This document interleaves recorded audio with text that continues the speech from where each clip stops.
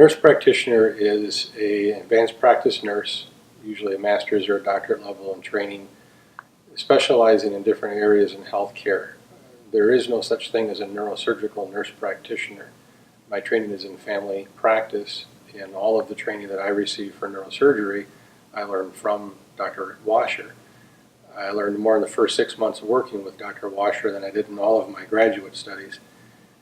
Working at the Wascher Cervical Spine Institute is an opportunity to provide a better service than we could do individually. The team approach to understanding the patient's situation, their complaints of pain, how it impacts their life, and what it takes to get them back on their feet and back into a normal routine is the only thing that matters. If patients don't reach that level of recovery, we're not doing what we're meant to do.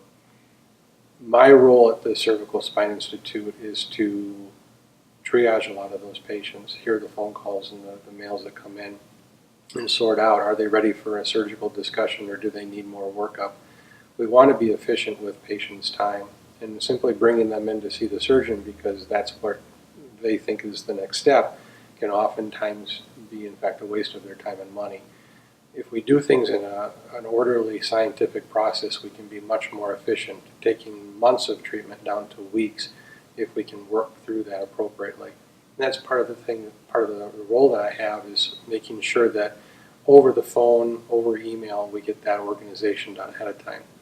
Helping the patients understand why that's important and what things we can be trying before we have a surgical discussion is very important. Once we get to the point of discussing surgery, my role is educating, helping them understand this is the diagnosis that we've been presented with, this is what we need to do to make it better, and this is what you're going to expect from a surgical recovery is critical in making sure that that process is seamless for them and for their family. The surgery impacts not just the patient but their spouse and their family that are there to support them.